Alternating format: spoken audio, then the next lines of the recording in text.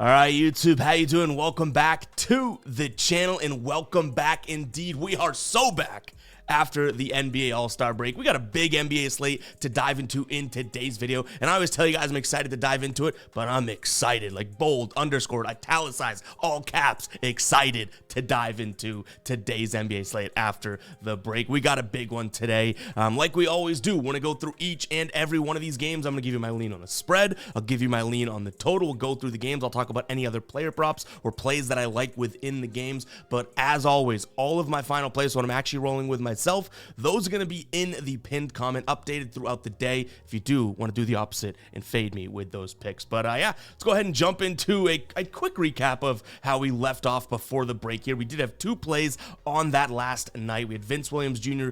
over 23.5 PRA. That cashes with ease. And then the John Collins over 10.5 rebounds plus assists. That cashes as well. So we do have a little bit of a mini sweep on our hands, but because it, was a week plus ago or a week ago, I don't think it's necessary to bring out the money gun. But just know, the mental money gun is there, and we hope to do it tonight. But on a even better note, I would say, is that the ride of the day, we're pumping some damn crowd noise for that. The ride of the day cashes again from Picked It.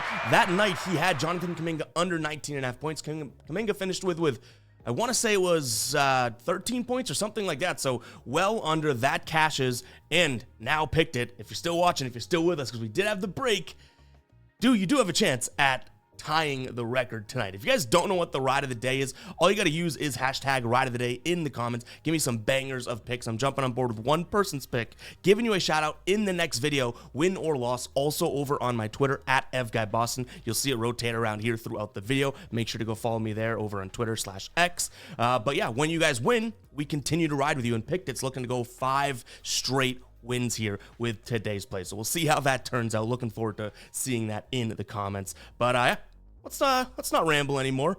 Well, I guess we will ramble, but let's ramble about some basketball here. We do have the Cavs taking on the Magic. One big injury note here. Donovan Mitchell's listed as questionable in this one. I believe it's with an illness, if I'm not mistaken. So that's obviously going to be a pretty damn big factor in terms of if he ends up playing this game or not, what we end up leaning, because I do think 7.5 points is a hell of a lot to give Orlando to begin with. And no Mitchell, I probably end up leaning towards Orlando in this one. But I think it's going to be an Orlando or pass for me in terms of a spread play, because if Mitchell plays, that's probably where I start to lean towards the pass, because this Cavs team's playing such good basketball. They're against the spread numbers have kind of started to cool down a little bit, but still heading into the All-Star break, 10 games prior, 9-1 straight up, right? So this is a Cleveland team that's been playing very, very good basketball. Against the spread, they're just 5-5 in their last 10, whereas Orlando, as we know, an incredibly good against the spread team, 8-2 against the spread in their last 10, but I don't know if I want to bet against the hot team, right? And the last time these two teams played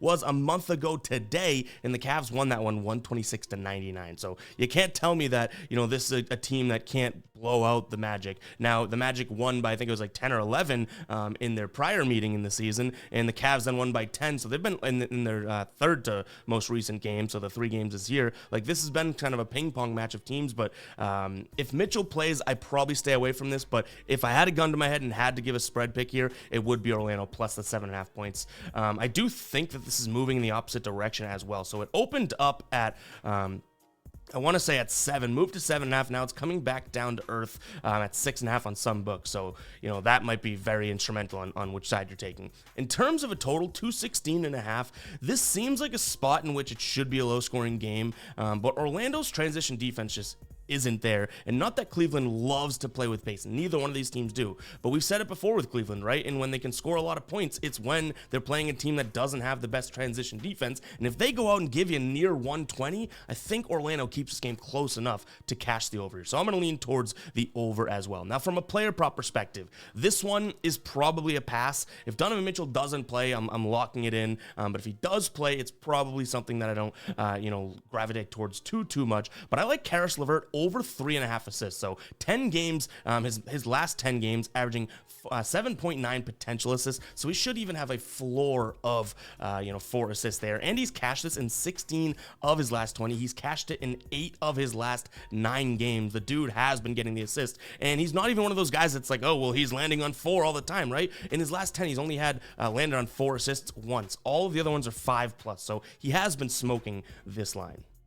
All right, next up we have Indiana taking on Detroit. And though I don't love this spot for Detroit, right, as bad as they've been coming out of their break and being on the road in Indiana, like playing against a team that they probably can't keep up with pace-wise, I still don't think Indiana necessarily deserves to be 11.5-point favorite. So I know that's kind of crazy, and maybe we're sounding the psycho alert alarm pretty early, but I'm going to lean Detroit here plus the 11.5 points. I can almost guarantee you guys I don't think I'm pulling the trigger in terms of a final play there. Like, this just is not a Detroit team that I want to put my hard-earned bread behind, right? But it's kind of like a Pacers team as of right now that they're almost like a toss-up. Like, I'm not saying anything negative about them, but I can't really brag about the Pacers as of right now either. 5-5 in their last 10. They're 3-7 against the spread. With these big numbers, like, that's a little worrisome to me, right? Looking at the Pacers, who have not covered an 11.5-point spread, or at least in their last 10 games, they would have just covered that twice, right? Whereas the Pistons, on the other hand, have covered that line if their other games were 11.5-point spreads in 6 of their last 10. So the Pistons, it's a big number. I think that's the direction I lean, but like I said, I might go crazy. I've done crazier and lock it in as a final play, but as of right now, it isn't the sexiest play on the board. I don't mind taking a peek at this over. I think you can get it for 246.5 now. This is just a spot in which I think both these teams playing with great pace. Obviously, we're coming off of a break, so we should have some fresh legs. Indiana, last 10 games here, 10th fastest team in the league in terms of pace. Detroit, 9th fastest team in terms of pace as well. I probably trust the Indiana offense to score a decent amount of points here, but, if they can get to 127, something like that, and I think, obviously, Detroit makes this a close game, we should be looking at a game that gets to 250 or so. But I gotta be honest and transparent like I always am. This is not really like a spot in which, or game in which I love, my spread pick or the total. Like, it is very much a Pacers-Pistons games where it's kind of like, well, if we're being honest, that's probably one that we end up not pulling the trigger on. But those are the leans there. Like, I really can't talk myself into the under, and I certainly can't get confident about Indiana. So by default, Pistons plus the 11.5, as well as taking a peek at the over. A player prop that I could consider here now, he is on the injury report. It's Cade Cunningham. I believe he's probable, so that would be great if he plays, because if we like this player prop, he's got to be on the court to be able to cash it. But I don't mind looking at his over 21.5 points here. Now, the problem with that is that he's had tons of games where he just doesn't really seem totally involved scoring, or he's not shooting well, right? Like, this is a player in which he's is the best player on that team. Probably struggling at times with, like, this is the team that I have to deal with, really. But against Indiana, I do think that this is a good spot for him. He's played 3 career games against Indiana, 2 of those happening this season, and he scored 31 points earlier this year, and then 23 points earlier this year as well. That game prior, dating back to last year, he had 22 there. And what I like about this spot is Indiana really, really struggles with the mid-range jumper. And Cade Cunningham, though I'm not going to say he's this mid-range pull-up assassin or anything like that, he's no stranger to the mid-range game, right? He's going to get in the restricted area, get in the paint, little pull-up jumpers, and I like that spot for him a lot. So if he can get the mid-range jumper going, I think that he cruises past 21.5 points. All right, guys, before we get to the rest of the slate, and we got tons of games to jump into, I do want to talk to you about Sleeper. If you're not on Sleeper yet, you got a discount square coming your way today, and you should go sign up for it. Steph Curry over 0.5 points. The dude's been on fire. He just won his version of the three-point contest, too. You know the vibes are high with him in Golden State right now, and you can get him for 0.5 points over on Sleeper right now. And what's the best part about that is you use the link in the pinned comment, you get the square as well as your first deposit matched. You could throw in $100, they'll give you 100. You could throw in $200, they'll give you 200. You could throw in $25, they'll give you 25 free dollars to play with, instantly doubling your playable account balance over there. I've been loving Sleeper as of late, and what they do, and I tell you guys this all the time, what they do that's unique is all of the plays you put in your slip or your player props slip, they have unique multipliers. So every payout is dynamic and different. They don't just follow the 2 for 2 is 3 times, 5 for 5 is blah, blah, blah. No, each and every payout is unique. It's really cool what they do over there, guys. If you're not on Sleeper, go check it out. Wake up. Stop sleeping. Stop sleeping on Sleeper. Go check it out, guys. That link is in the pinned comment. So let's get back to the games here. We're looking at an injury-riddled game here between the Sixers and the Knicks. So this injury report is long, and there's some new pieces that we may see for the Knicks today too that we don't know just yet. But obviously, no Joel Embiid here. D'Anthony Melton still out. Covington as well, still out for Philly. And then Nicholas Batum, who put weight into that as much as you will, right, is a game-time decision. Now, Bogdanovich, newly acquired for the Knicks, is a game-time decision, as is Hartenstein. But OG Anunoby and Julius Randle are both still out here. So definitely want to keep an eye on this injury report. But either way, I think the Knicks are healthier than the Sixers in this spot now. Do I love the spot for the Knicks? No, but I would say it's probably the 3 games that we've gone through so far. This is probably my more confident lean in a sense, because again, I just think that they are healthier, and this is a Sixers team that just has kind of been in shambles. Now, they closed out 2 of their last 3 games, covering and winning going into the All-Star break. I get that, and whereas New York kind of did the opposite. They went on a 4-game losing streak, and against the spread, I think they lost their last 6 or 5 games against the spread, right? But I think that this is such a good bounce-back spot for them because they really have to worry about Tyrese Maxey and that, I don't want to say that's it. You got Buddy Hield, Kelly Oubre, Tobias Harris, Basketball Paul. I get that the Sixers have still a decent team, but that hit of Embiid being out, it's like, all right, let's worry about Maxey, and then these other guys really have to play out of their shoes to be able to make that big of a difference. And I just like the Knicks spot here against point guards in terms of scoring. They're best team over the last 7 games of preventing point guards from scoring, which Tyrese Maxey is a point guard. I think this one is a game in which the Knicks defense kind of rises to the top, and the cream rises to the top in a sense. So give me the Knicks here. It's a money line play, most likely. They are getting a point. Maybe if you want to take the points, go ahead. In terms of the total, it's sitting at 227 now, so it's moving a little bit. I think the Knicks slow this game down. I think the Sixers are going to try and score early and often, but I think as this game kind of progresses, if it goes to the script that I'm thinking, right, I think that the Knicks slow this one down. So I'm going to lean towards the under in this spot as well. Now, from a player prop perspective, nothing jumps off the page to me. I don't mind continuing to look at Josh Hart's rebounds plus assists or rebounds numbers. I don't think you can really go wrong right now, looking at least considering every day Dante DiVincenzo's points. It's at 19.5 for plus money right now. That doesn't seem like it's that bad of a look. The dude's playing a boatload of minutes. I think he's averaging nearly 40 minutes in his last 10 games, right? And shooting 20 plus times. So those are 2 player props I'd look at there. The one thing that may talk me off of the DiVincenzo part is that, this is a Sixers team that probably knows they got to up the defensive intensity if they want to start winning games, because they don't have the, hey, we'll run with you and outscore you team right now without Joel Embiid there, right? So, if they're like, oh, well, let's stop Dante DiVincenzo, I could see them kind of focusing on that. Give Brunson what he needs, or let him kind of do his thing, because you can't really stop a superstar like that. But DiVincenzo, they could probably somehow figure out defensive scheme. But nonetheless, he still has the volume and, just the volume and minutes overall to be able to hit 20 points with ease, and it's plus money today. Definitely worth considering. Next up, we have Toronto hosting Brooklyn here. Right now, Toronto laying 2.5 points at home. Total sitting at 231.5. This may be a crazy thing to say, but I think Brooklyn is going to win this game. Not easily, but I do think that as underdogs, they go and win this game with ease. So I kind of contradicting myself there, but yeah, I don't really see the matchup and how this works in favor of Toronto. Yes, they're getting healthy. Both teams are healthy. So, I could be wrong and have egg on my face here, but this is a Brooklyn team that, was good at one point. They were one of the best against the spread teams to start the year, right? They've been on an absolute slide, and we know that as well. So I don't want to get too much I'm hooting and hollering and saying the Nets are going to win the damn championship, but I just don't think Toronto deserves to be favored in this spot. Maybe you can make the argument it's because they're at home, but they've been a 44% cover rate team at home this season. Brooklyn hasn't been all that great. I get it. But Brooklyn with rest has been really, really good. And obviously they've had plenty of rest here. So give me Brooklyn plus the points, maybe even Brooklyn money line. Keep an eye on the pinned comment to see what we ultimately end up doing with that. And we have a total of 231.5. This is a spot in which I originally was like, all right, I think that number's a little bit too high, right? I'm actually going to take a peek at the over here. Now, is it going to, cash with ease? Probably not. I think this one gets to 234 at most or something like that. But I do lean towards the over in this spot, kind of initially gut checking, being like, oh, it's an under game. The more and more I look into it, the more and more I don't mind taking a peek at the over. And from a player prop perspective, I don't mind taking I think you have some buy low value, I guess, with Gary Trent Jr. over 10.5 points.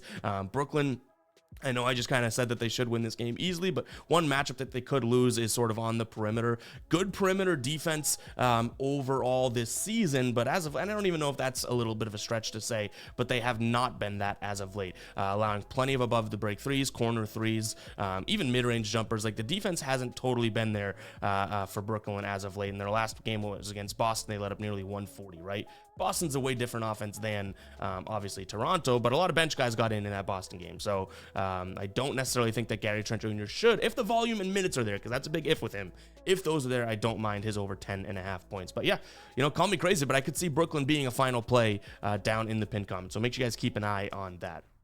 And while you're down there, I almost couldn't speak for a second. While you're down there looking at the pinned comment, guys, hit the like button, hit the subscribe button as well. You guys have been absolutely electric in terms of engagement and supporting the channel as of late. I'm so freaking excited for the second half of this NBA season, for MLB right around the corner. Like, we have tons of content coming on the channel and working our asses off here. I could speak myself and Tassos that, it's just being able to wake up every day and have this community is incredible, and we don't take that for granted. So hit that subscribe button, guys, and hit that like button as well. Tons of new content coming. I want to tease some of it, but some stuff I can't talk about just yet, but it'll be the best thing you do today is hitting that big red subscribe button. But let's move on.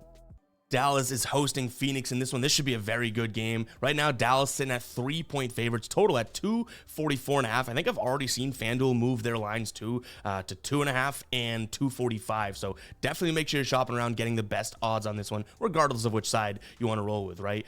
In terms of injuries, we do have Luka on the injury report, as well as Bradley Beal and Lively. Bradley Beal is a toss-up to play. Luka and Lively both listed as likely to play. So I like Dallas in this spot. If Luka doesn't play, I obviously am going to want to pass on that one. I may even consider looking over on the Phoenix side of things, depending on where that line goes. But 2.5 points does not seem like it's a lot to be laying as Dallas right now, who are playing very good basketball. Like, I think some of these streaks or even downfalls or downturns that teams are on, we kind of forget about as we head into an All-Star break and come back. But it's really important to remember that these guys can hold a little momentum and know that they're playing good basketball. Like, they don't forget about it. So we shouldn't be like, oh, well, that streak is over, right? It can happen, and their momentum and mojo can get messed with the break. But like Dallas, who has won, I want to say it's 7 of their last 9 games and 6 straight games, right? Covering in 5 of those 6. It's like, yeah, that's some pretty good basketball. Did they beat up on the best teams? No, but they beat OKC by 30. They beat, Philly, Brooklyn kind of handily too. Like, those are 2 teams that are obviously struggling. They beat New York, who is also struggling. Like, they haven't had the best strength of schedule. I get that. That OKC win by a bunch is kind of telling. Now, the inverse here is that everything I just said about Dallas playing good basketball, winning a bunch of games, if you're on Phoenix side of things, you're making the same exact argument, right? You're like, well, Phoenix is playing good basketball. They're covering games and all that. So I get it. I'm just trusting a team that is home here. Phoenix hasn't covered more than half of their games this season on the road, just a 48% cover rate. And I think Dallas has, again, if they're healthy, the ability to kind of carve up the Phoenix defense. That I'm not going to say the Phoenix defense is bad, because that would be a lie, right? Like, this is a defense that is good at best. So far, their numbers are very 50th percentile on the season in terms of points allowed, field goal percentage, all that. But Dallas's offense, I kind of trust here. Like, they're scoring a lot of points as of late, playing with a decent amount of pace. And if they do want to slow it down, that's what I love.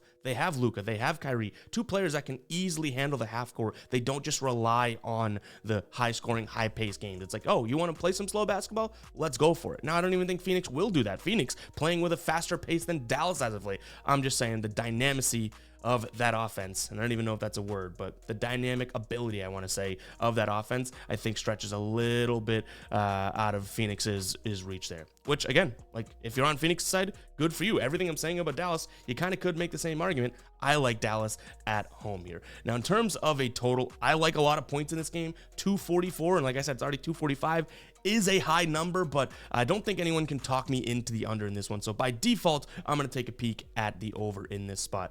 Now, from a player prop perspective, this is most likely a same game parlay-esque type of game for me today. So we might throw that out as a YouTube short. Make sure you keep an eye on the pinned comment. I'll link that as well, because there's a lot of player props that I could consider. Nothing that I'm loving like straight up line-wise, but I'm loving some of these alternate lines. We could look at Kyrie Irving rebound plus assists if we take it down a notch, or Grayson Allen threes if we take it down a notch. Like, I do think there's a couple spots here that with some further investigation, we could get some sort of a good plus money same game parlay. So keep an eye on the pinned comment for that. I don't love the straight up lines that much. I think that they're all, not to say inflated, but either sharp lines or fair lines. But if we can get some alternate lines and put them in a same game parlay together, I do think that we could have some value in this game. So that's definitely a possibility. All right, next up, we have the Bulls taking on the Celtics here. Bulls getting 8 points, which is a big number. I'm a huge Celtics fan, and I do think that that's a little bit too big of a number. I'm still going to lean Celtics because I guess this is going to sound funny, but it's not like a huge number, right? I could see them winning by 7 points or, 6 points and kind of having the lead the entire game. But at that point, it's not like we're looking at a 14.5-point spread or some of these huge numbers that the Celtics have had to deal with as of late. So I'm gonna lean towards this one and take the spot here for the Celtics minus the 8 points. But, and the commenters hate this when I say it, but if you like the Chicago side in this one, I can kind of see it, and I could make an argument for it as well, right? Because the Celtics team has not really been dominant against the spread. Very good team, but not great against the spread. Whereas Chicago, to this number, right, getting 8 points, they've covered that in 5 straight games and in 7 of their last 10. So I could see the argument being made. In terms of a total, I like the over in this spot ever so slightly, though. I think that Boston's going to be able to push the pace, and based on the team that Chicago has in the Celtics matchup here, they're starting Vucevic and Drummond on the Chicago side of things, right? I don't think that lasts very long against a Celtics team here. They're going to probably have to go a little bit smaller, meaning when they go smaller, they might run a little bit more, if that makes sense. So I'm going to lean towards the over in this spot because I don't think that starting lineup for the Bulls lasts. If it does, this game is probably going way under, to be completely honest with you. But nonetheless, I do like the over because I don't think that starting lineup lasts for Chicago there. And kind of on that note of them going big with Vooch and Drummond, I like Kristaps Porzingis over 1.5 3-pointers made. He's hit this in 9 of his last 10 games here. On the season, he's hit it in 60% of his games. And I like the EV value you're getting. Now, you're still paying a lot of juice for it. So don't get me wrong. This is a pretty juicy line here at minus 150 over on BetMGM. But compared to minus 180, minus 194, minus 166 on other sports books, yeah, I do think that there's some value there. So if you can't get it on BetMGM, I wouldn't pay anything more than minus 150 for this. So, you might want to stick away from it. But to the same point of what I just said, like, this is a big lineup. So whether he gets Vucevic or Drummond, it's like, are they really going to follow him around the perimeter? I don't think so. And Porzingis has been deadly to this line. So give me the over 1.5 3-pointers made for Porzingis. All right, guys, if you've been rocking with us for a while and have not picked up some Fade Me merch, now is the time to do so. We're offering a 20% discount today with the code BACK. Because we are back. So BACK, spelling bee champ. You can use that discount code. You're going to get 20% off over on the Fade Me store. We're on the new arrivals page right now. We do have a, I guess we're calling it the Leprechaun St. Patrick's Day tee here. It's a front and back design, which I do think is very, very cool here with that back design, kind of the Leprechaun theme for St. Patrick's Day. And obviously a little bit of a front design as well. But we got tons of new products over there. I'm rocking the wall tag hoodie literally right now. This thing is like heavy and light at the same time, perfect for winter, spring. You could even wear this on those cold mornings in the summer. I know that sounds like it's so far away, but nonetheless, guys, go check out the Fade Me store. That's fademe.store. Again, you can use code BACK. You'll get 20% off. Make sure to go check it out, guys. That's a great way to support what we're doing here, and I'm so confident in the products that we produce that I know when someone buys something, they'll love it. So you get to support us, help us grow, but you're also getting something in return, which I always get the, hey, like, how can I donate?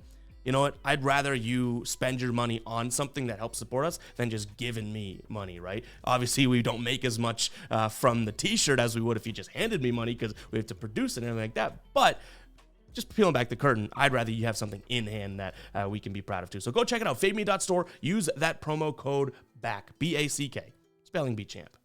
And also, guys, if you made it this far into the video, comment rusty because I feel a little rusty. Like, I'm sure maybe it's not coming through on the camera or anything like that, but it is weird taking the time off, and I was sick during the time, so the break couldn't happen at a better time, like stars aligned there. I'm talking like stomach bug, gross stuff, right? But, coming back on, jumping on, I love to do it, but I'm like, do I feel a little rusty? Like, are we shaking the rust off, the cobwebs? So comment rusty if you made it this far into the video. We're looking at the Pelicans taking on the Rockets in this spot right here. Pelicans 7-point favorites, which I think is a fair line. Like, I've been fading the Rockets all year when they're on the road, right? Like we've done that all year long. And this is a Pelicans team that's actually played good home basketball. 57 or almost 58, so 57.7% of their games this year they've covered at home, whereas the Rockets on the road. And again, this is a Rockets team that I've given their flowers to because they've kind of exceeded expectations.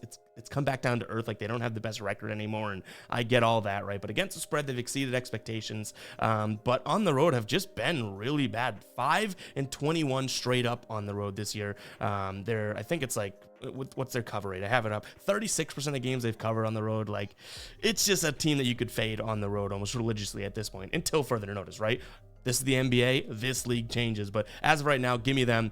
Give me the Pelicans here as we fade the Rockets minus 7 points. Brandon Ingram is on the injury report. We'll keep an eye on that. But to be completely honest, even if he doesn't play and maybe this line moves, which I don't anticipate it'll move that much if he doesn't play, I still like the Pelicans. Van Vliet should be back for the Rockets, so that's good news for them. Eason, I think, is the only major injury and it's major injury. Take that with a grain of salt, right? In terms of keeping an eye on there. From a total perspective, this is a weird one because the Rockets, as kind of gritty and defensive as they were earlier in the year, last 10 games, they're the 7th ranked team when it comes to pace. So they're playing with plenty of pace, and they're not playing the best of basketball. So they're moving up and down the court, but it's not the most efficient. And then you have the Pelicans on the side of things that they're playing with really good efficiency, but not great pace.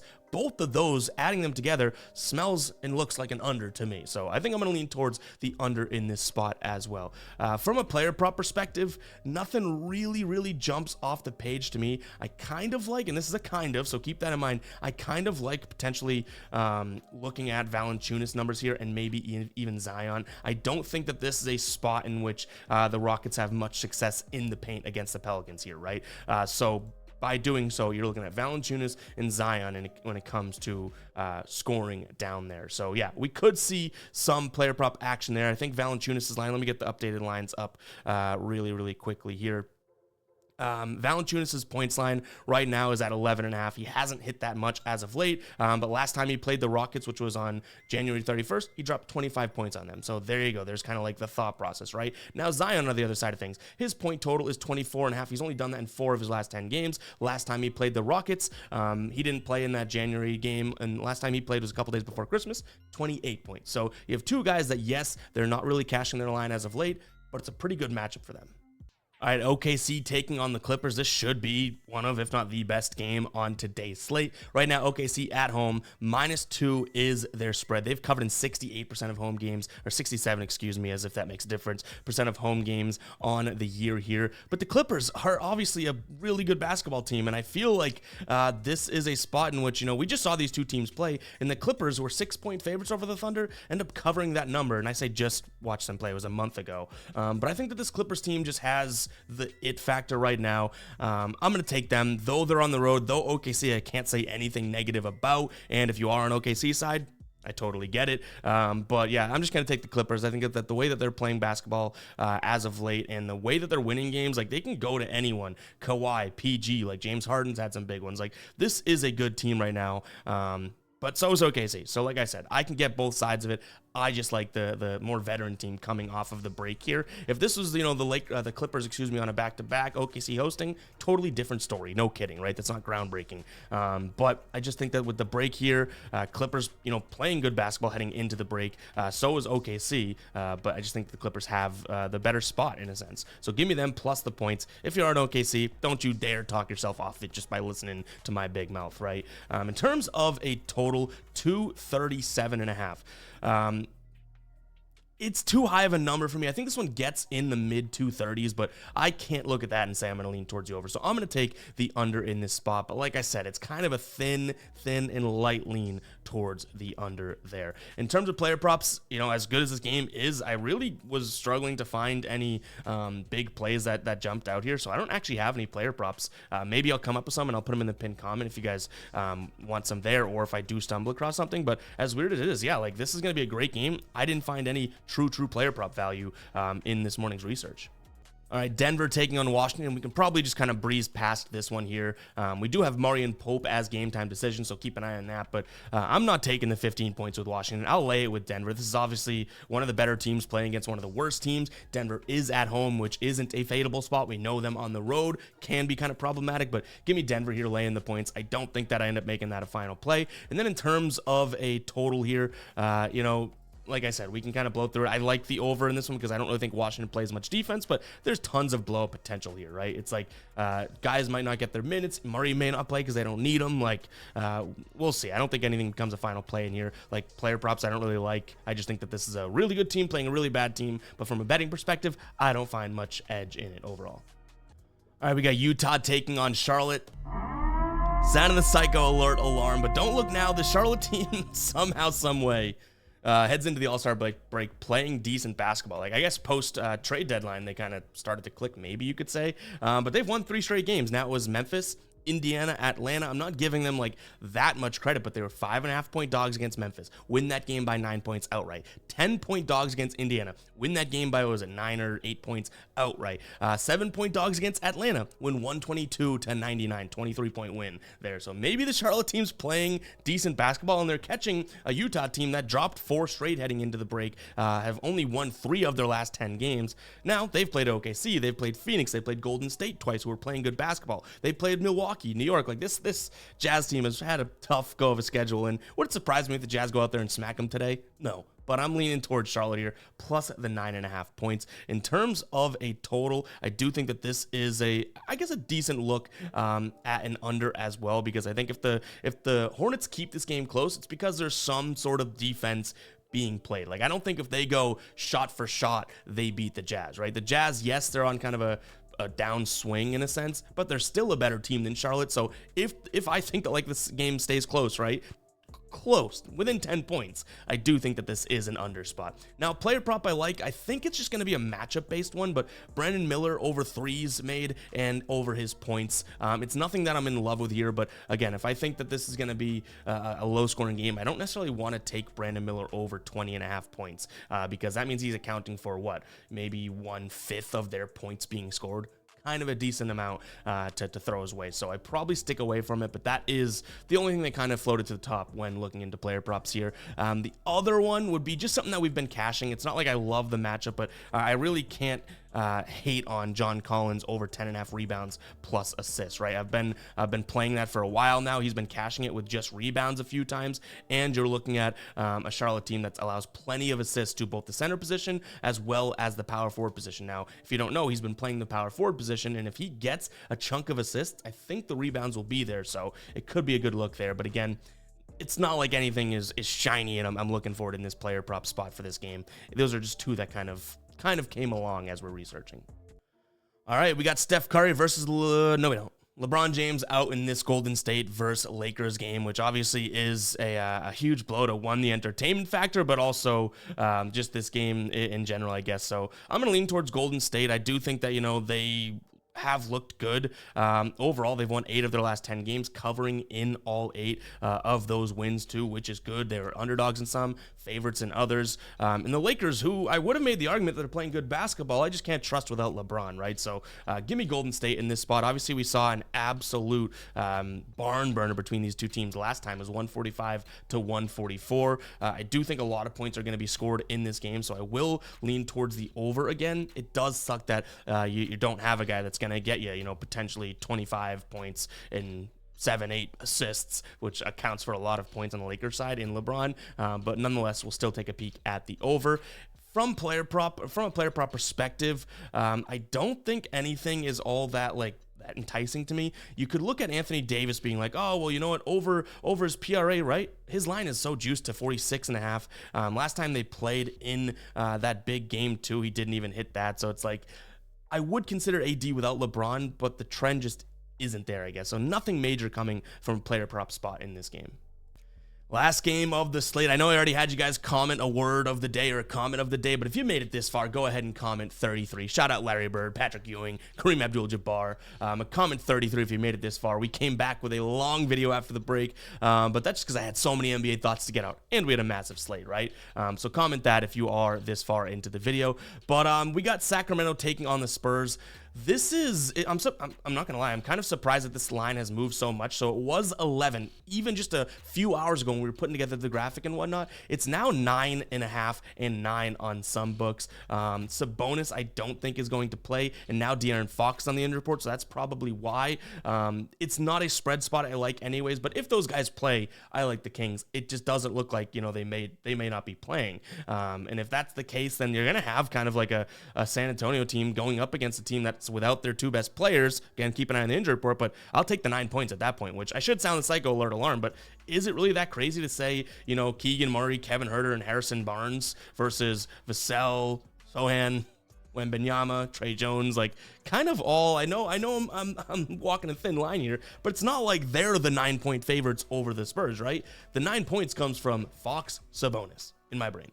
So yeah, I may, and I don't think Sabonis participated in practice yesterday, so he probably isn't going to play. I don't know much about the Fox news here, but yeah, this is a spot where I would lean towards the Spurs if those guys are out. Don't think it'll be a final play. I can tell you guys that right now. In terms of a total, 242 seems just too high. I'm going to lean towards the under here. If those guys aren't playing, I don't think that this game's going to have much defense, so I'll give you that, but I just don't think it's going to be that crisp and efficient of a game, so I'm going to lean towards the under 242. And not many player props are even available right now. It's the late game, and we're waiting on tons of injury news here as well. So keep an eye on the pinned comment, but I don't think anything really comes of this game player prop wise. And guys, that is going to wrap for our first day back from the All-Star break. Again, I just want to say thank you so much for everything. Like this community has gotten to a point where I'm itching to get back. The All-Star break, I hated it. And, you know, peel back the curtain from a content creator perspective, it sucks too. Like when this is how, you know, we're trying to earn a living and all this, it's like all of a sudden, like a few days of just zip, it's like kind of tough. So I'm so excited to jump back into it from a business and dream perspective, but also just like, let's get back to the NBA. Let's get back to talking some hoops on a daily basis. And that's what I truly love. So yeah, not to go on a little ramp here, rant and get sappy at the end of a video, but I appreciate the hell out of you guys and the leaps that the channel has made as of late, and we're not stopping here. So thank you guys very much. And we'll catch you guys in the next one, right? Peace out.